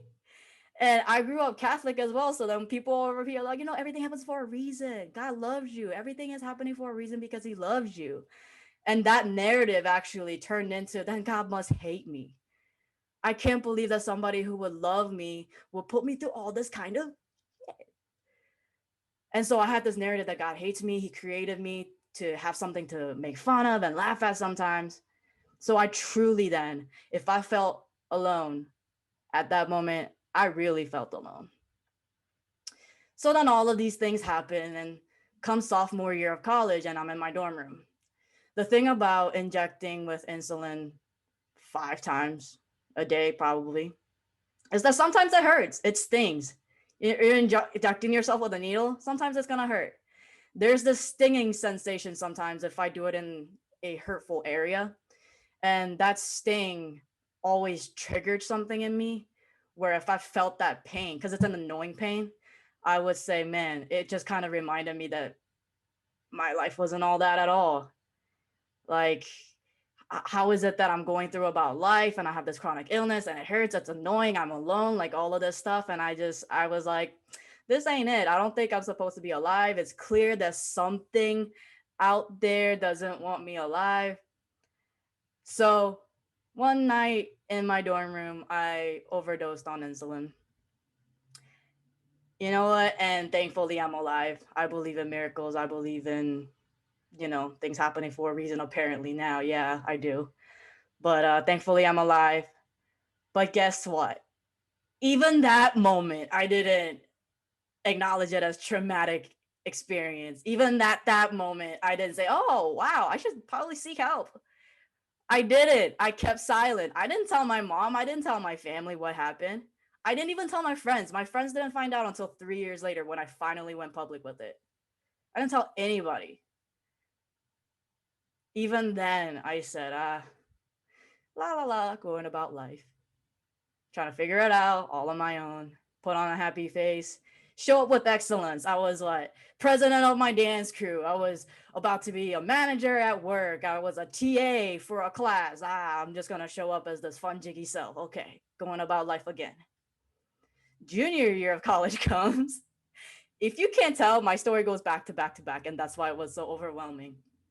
But junior year of college comes, and my mother passed away from cancer. And I said, are you kidding me? The ironic thing is that the night before she passed away, I went to get a tattoo, and it's on my arm, and it says, the size of your obstacle is the size of your future. And that was inspired by Joel Osteen, because for some reason at the time, he was like the only inspiration in my life. But that quote really led me through a lot of things just because hope was all I had. Everything that I was going through, yeah, everything happens for a reason, sure. But for me, I had to switch this narrative constantly, like, this is happening for a reason. This must be for a reason. There's gotta be a result out of this. And I think that's why I'm a speaker now, to share my story. Funny how that works. So yeah, junior year, my mother passed away. And even then, I didn't acknowledge it as a traumatic experience, because death happens. People pass away. Actually, right before this, I was at a virtual funeral for my best friend's father. It happens. But my own mother, that was my own mother. And then I didn't acknowledge it as a traumatic experience. The only reason why I finally started to see a therapist that year was because when I went to the student health center to pick up my medication, and I saw this poster, and it said, oh, are you grieving? Did somebody pass away recently? Do you feel lonely? Like all of this stuff. And I had to read that to be like, oh, therapy, counseling, what's that? Oh, it's free for students. Okay, sure, I'll try it. And another reason why I wanted to try out counseling was also because I didn't want to be a burden to my friends. I didn't know how to express my emotions. I didn't even want to talk about it. So who am I to take up the space of my friend's own headspace? So I saw a therapist about for 3 or 4 sessions and learned that it wasn't for me. At the time, I didn't understand the point of it. I mean, it was cool to have somebody to listen to me, but it didn't really move me. I didn't feel healed. I didn't feel, wow, this is what I'm supposed to be doing. I didn't really feel very impacted by it at all. And that's, again, another moment where I said, I'm in this alone. However, that was really the moment where I said, I'm starting to understand how to connect with God. Excuse me. And so that's, I think, the moment when I really started to explore this thing called vulnerability and self-compassion. I was in a class in college that I had to actually study Brene Brown's work.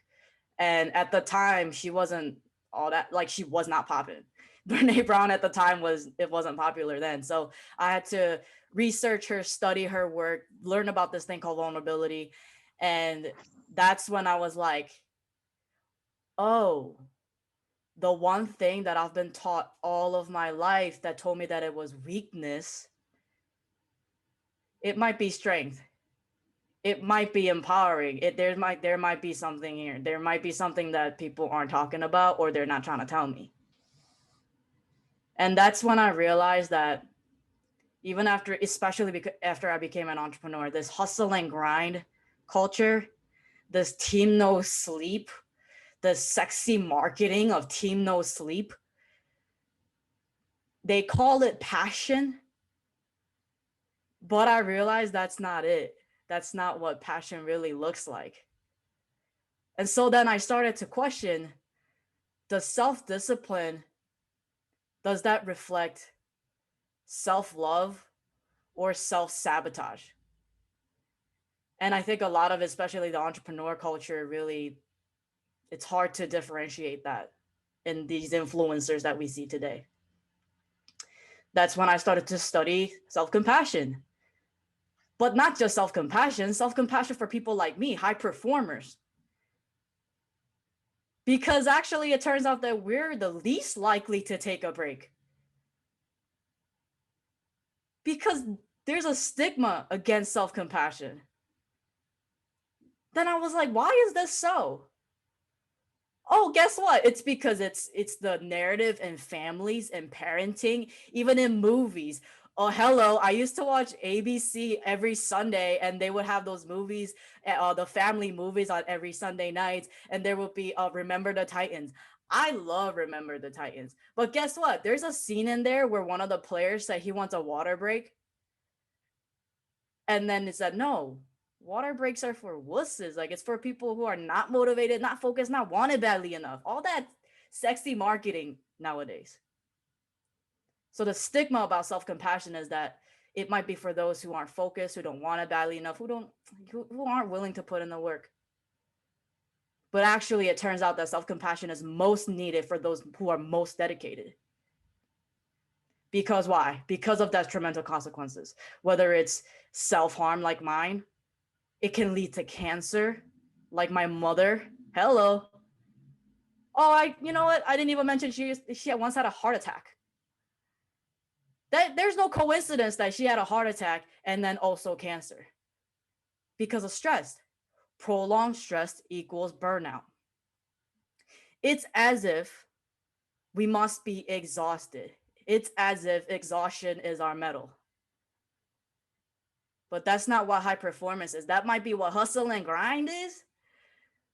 But high performance and seeking after excellence truly is about strategy. And that strategies must include self-compassion. Self-compassion can look like love. Self-compassion can look like self-care. Self-compassion can look like taking a break. Maybe not. Maybe it's about spending time with others. Whatever it looks like, it looks differently for everybody because mental health is unique to each person. There's no one size fits all in mental health, nor in self-compassion, nor in self-care. So that circles me to vulnerability is dope. Well, I learned that vulnerability it's not about weakness. It's truly about strength. Being present with our emotions. Absolutely.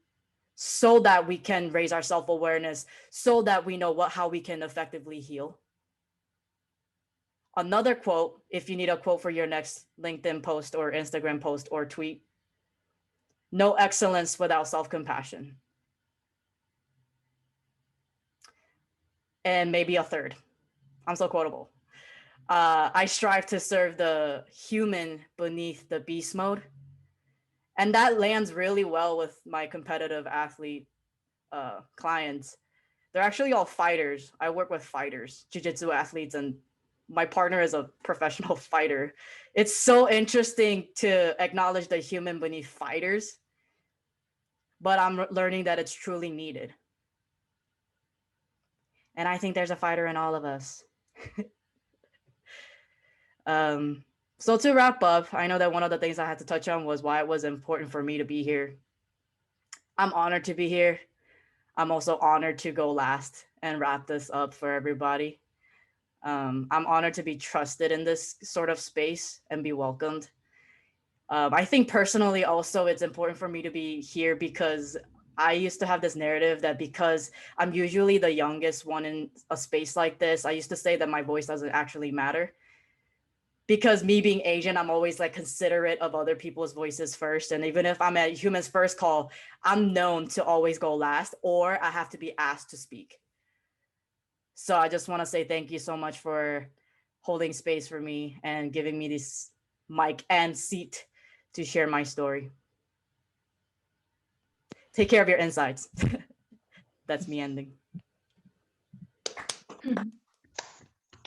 Wow. Okay. Wow. Speechless. Was I right? There's something about her. Was I right? Who agrees? Yeah. My gosh, Jiggy. Oh my gosh. Secret, I put you last on purpose because so you certainly delivered on that strategy. All of you were amazing. Every single person that spoke today was so different, yet so similar in the way that you're believing in yourself, you're fighting for yourself, you're thriving, and you're giving others the power to do so as well, whether it be through your words, through your actions, through your stories, through what you've been through your art. Amazing. I want to it's 11:48. These 2 hours have gone by crazily fast. So I did have, if we had time for a breakout, we would do that. But I want to open it up right now to anyone that has any questions to any of our storytellers today, or any comments, or if you want to share something that you can relate with what was said today, or certain quotes. I want to open it up for sharing.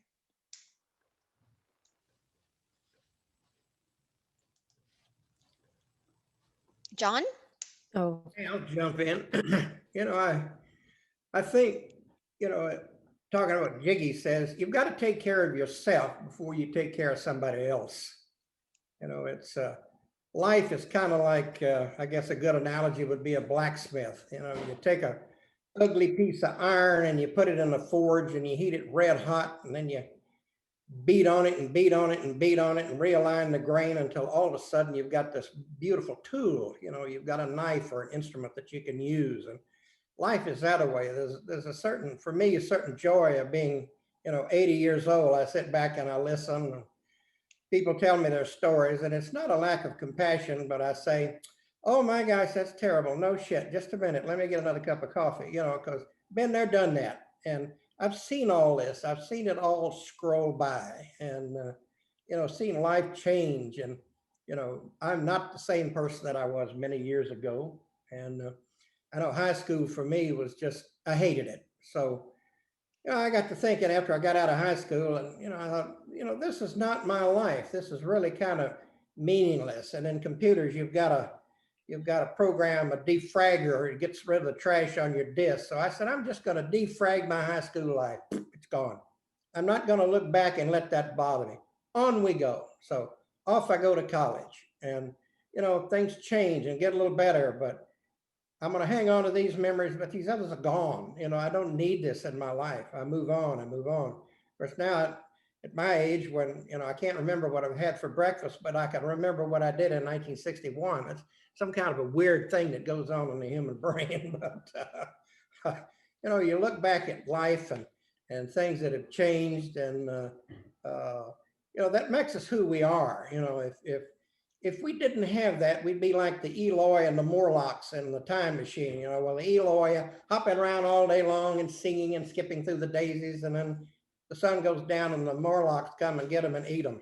So, we have to maintain this strength. We have to be strong. We have to maintain our primitive instincts while still looking after our fellow man. You can still be strong and you can still be compassionate. And, all my years in the Army, you look after your fellow soldiers, and you're ready in 1 minute to shoot somebody, but then you're looking after your fellow companion. And that's life, this dichotomy that you're constantly faced with of, what kind of a stand have I got to take? And we're always taking stands with ourselves. I went back to graduate school to get my MFA because I wanted to be around some young people. And I said, I'm getting old now and I'm getting grouchy, and I don't want to turn into a mean old fart. I want to draw off of these young people. I want to suck their juices. I want to get their energy. And I did. And it changed. My wife is telling me you are a mean old fart. So anyway. Thanks for sharing, John. You always have great stories. That's Appreciate you being here. my stories from the woods here anyway. So.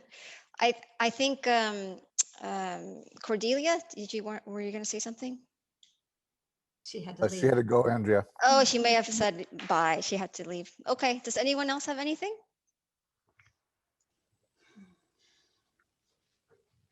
If that's not the case, let's do about 4 minutes or so and get to know each other of a breakout.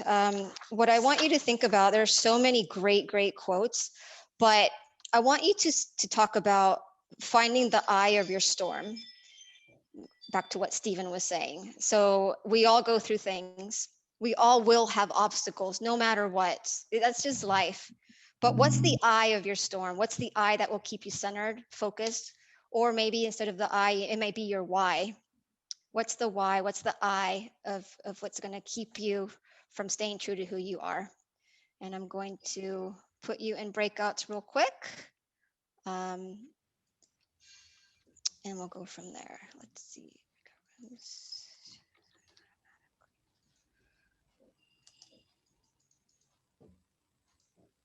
Okay. See you soon.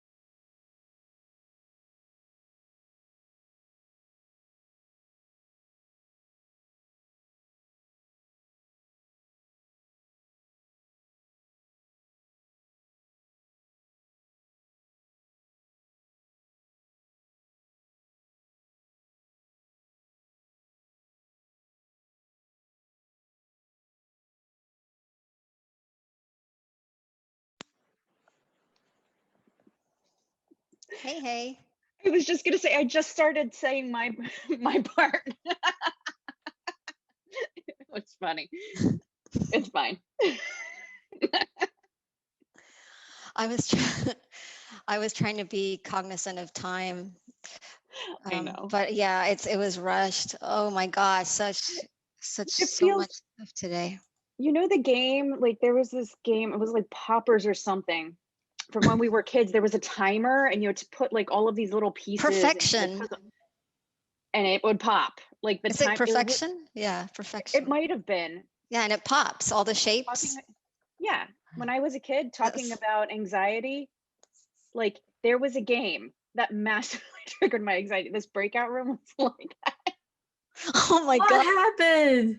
Time's running out. I triggered anxiety by zapping people back.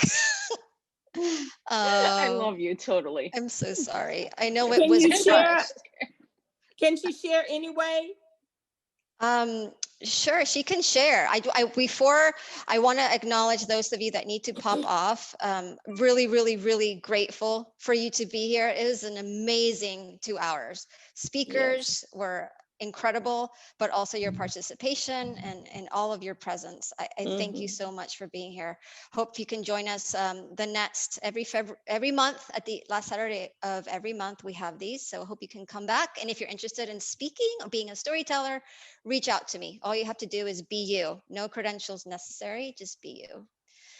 With that, if anyone wants to stick around and share their stories, I didn't get a chance. Andrea, would you like to? Sure. Sure. And Daphne, thank you so much for asking. My eye of the storm is my soul's purpose. And it's because I have certain gifts that are not considered normal.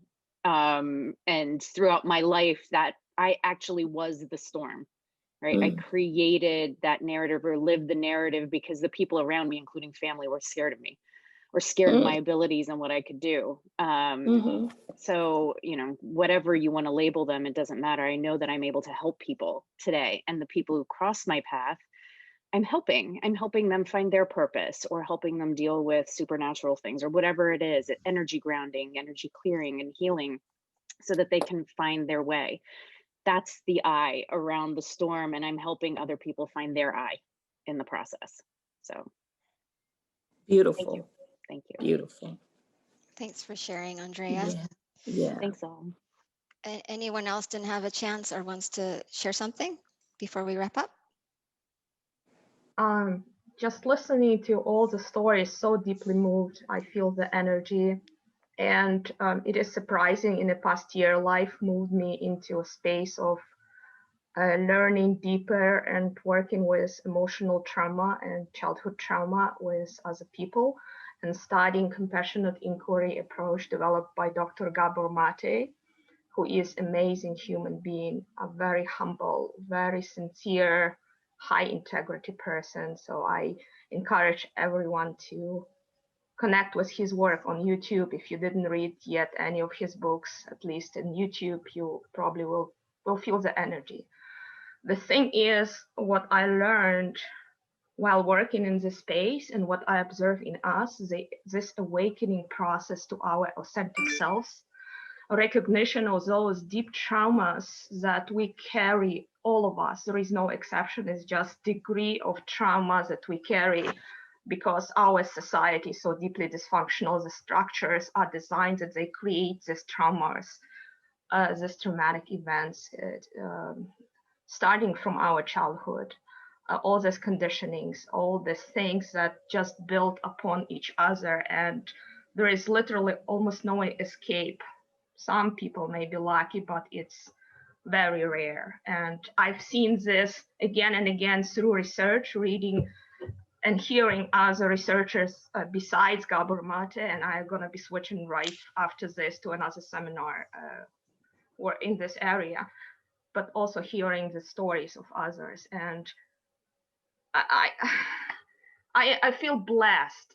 We are fighters indeed. We are made to be fighters. This what allowed us to survive this terrible condition, and this which is allowing us to grow. What what doesn't kill us make us stronger, right? There is something, the saying like it, and it does. And we carry enormous inspiration and a more enormous capacity to support each other and heal this trauma. And it looks like this year is becoming a space for healing, for recognition that it's time to stop fighting in a space of looking for everything that divides us. It's a space for noticing what connects us, what helps us to grow together. So I deeply appreciate the space, today's message. And for anyone who feels like there is something that you still need to heal, I welcome you to connect with me. I will offer you a free compassionate inquiry session, just so you can feel the experience and reconnect with your deeper self, because I am not a healer or a therapist. I am a witness and a guide in this process.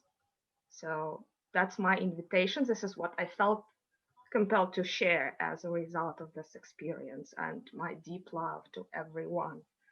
You are amazing human beings. That's beautiful, Tatiana. Thank you so much. You're pretty amazing yourself. Any other last words? I just wanted for the last words to let everybody know, and I'll be making the announcement moving forward on March the 17th.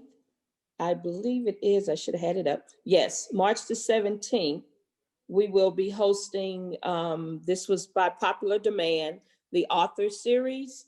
And it's March the 16th, which is a Tuesday evening at 7 p.m. It will be Facebook Live, and I'll be sharing the link for you to register. So this is just moving forward. I'm letting you guys know to save the date, March the 16th, 7 p.m. Central Time. Thank you, Andrea. Sure. Author series about what kind of content? We do writing 101, publishing and marketing for authors and inspirational authors who want to be, and I'm the founder and I'm the facilitator. So we actually have Sandy Lawrence, who's going to be one of our guests. I kind of asked her at the last minute, and so she said yes. And then we have Carlos Wallace, Liz Fabulous, and Tricia Jones. These are all three authors, and Carlos Wallace is my co-partner in this event. So we didn't get to do it last year, so now we're back. We have to do it virtually. Wonderful. Congratulations. Yes. Yeah, put your details in the chat. Anyone else? Okay. Wow. We are 7 minutes over. I am humbled that you stayed over and wanted to still chat. Again, I'm blown away by today. So grateful for each and every one of you for being here. I hope you will join again as much as you can. If you need a little extra inspiration at the end of each month, we will always be here. So thank you guys so much. Have a blessed weekend. You too. Thank you.